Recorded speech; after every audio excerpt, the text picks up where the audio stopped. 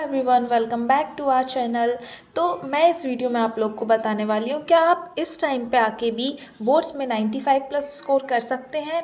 तो आंसर है बिल्कुल कर सकते हो। अगर आपने पहले से थोड़ा बहुत पढ़ा है तो ही कर सकते हो। ऐसा नहीं है कि 10-15 दिन में आप लोग बोर्ड्स में 95 प्लस स्कोर कर लो। तो अगर लेकिन आपने पढ़ा है पहले से और मतलब लेक ऑफ सेल्फ कॉन्फिडेंस या फिर किसी और वजह से आपको लग रहा है कि मेरे बोर्ड्स में अच्छा स्कोर नहीं हो पाएगा, तो ये वीडियो सिर्फ उन लोगों के लिए ही है। अब इसमें मैं आपको 5 स्ट्रेटजीज़ बताने वाली हूँ जो कि बहुत ज़्यादा हेल्पफुल हैं। तो जो फर्स्ट है हमारी वो है mastery of the blue print. मतलब जो 2026 का ब्लू प्रिंट रिलीज़ किया है एमपी बोर्ड वालों ने, उसको आप लोगों को बहुत अच्छे से पढ़ लेना है। अब ब्लू प्रिंट में क्या आता है कि कौन से चैप्टर से कितने मार्क्स के क्वेश्चन बनने वाले, ये सब हर एक सब्जेक्ट का देख लेना है। फर्स्ट पेपर आपका इंग्लिश का है तो उस हिसाब से आप इसका भी देख के जाना। और try to complete your syllabus before Jan 31, यानी कि जो जनवरी 31 है उससे पहले पहले अपना सभी सिलेबस कंप्लीट करना है। आपको सभी टॉपिक सभी सब्जेक्ट का सिलेबस कंप्लीट करना है। तो ये हो गया हमारा फर्स्ट पार्ट। अब जो सेकंड टॉपिक है वो है हमारा द टॉपर्स प्रेजेंटेशन। अब भाई आपने सब कुछ याद तो कर लिया, लेकिन प्रॉब्लम तो ये आएगी ना कि अब उसको प्रेजेंट कैसे करोगे, उसको दिखाओगे कैसे एग्जामिनर को कि हमने सब कुछ पढ़ के आए हैं। तो उसके लिए याद रखना है टॉपर्स प्रेजेंटेशन, कि जो टॉपर्स रहते हैं वो कैसे खुद के आंसर को प्रेजेंट करते हैं। तो इसके लिए सिंपल ये 4 रूल्स आपको याद रखना है। सबसे पहले pencil rule, which mean you need to draw your diagram with neat and clean and sharp edge pencil. Means आप लोग को आपका डायग्राम जो है बिल्कुल मतलब ये नहीं है कि हर कुछ बना के आ जाओ, हर कुछ लेबलिंग करके आ जाओ। पेंसिल से एकदम शार्प बनाना और एकदम क्लीन बनाना है कि अलग दिखे आपका डायग्राम। और उसके बाद ज़्यादा आपको ये डार्क शेड करने की भी ज़रूरत नहीं है। सेकंड जो है वो है लेबलिंग। आपने जो डायग्राम बनाया है उसको बहुत अच्छे से लेबल करके आना है। हो सके तो राइट हैंड साइड पे ही आप लेबल करके आना, एक साइड ही करना तो ही अच्छा लगेगा। अगर आप ऊपर भी चारों साइड लेबलिंग कर देंगे एक डायग्राम का तो वो थोड़ा अच्छा नहीं लगता है और एग्जामिनर उसमें ज़्यादा मार्क्स नहीं देता है।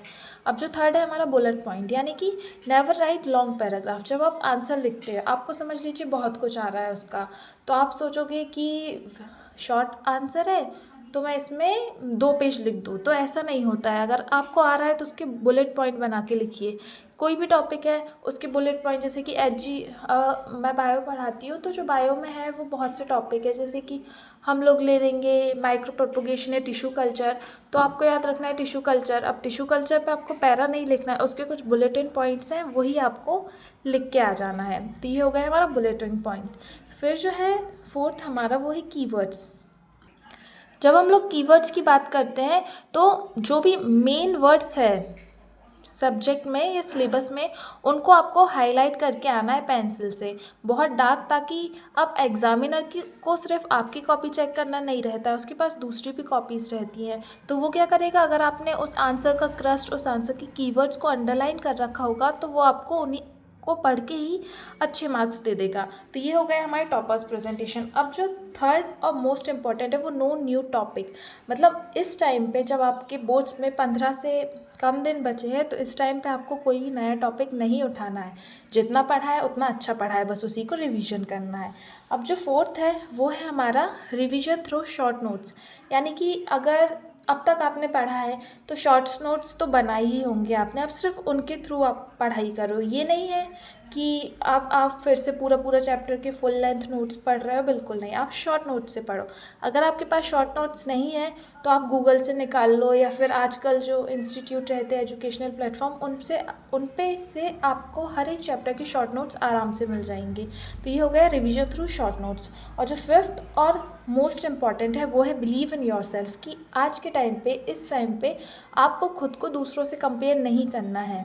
जितना पढ़ा है अच्छा पढ़ा है, जो भी पढ़ा है अच्छे से पढ़ा है, अच्छे से लिख के आना है। बस उसे लिखना ना आए तो भी आप है ना हर एक क्वेश्चन को अटेम्प्ट करके आना।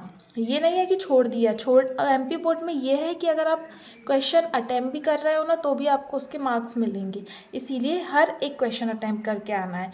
और बिलीव इन योर सेल्फ वाला फंडा तो भूलना ही मत कि इस टाइम पहली बात खुद को किसी से कंपेयर मत करना कि उसका इतना हो गया मेरा नहीं हुआ, अब मैं क्या करूँ। दूसरा हो गया मैंने जितना पढ़ा है अच्छा पढ़ा है। बिलीव इन योर सेल्फ और कॉन्फिडेंस रखो कि हाँ मैंने पढ़ा है, मैं अच्छा करके आऊँगा। तो ये हो गए हमारे 5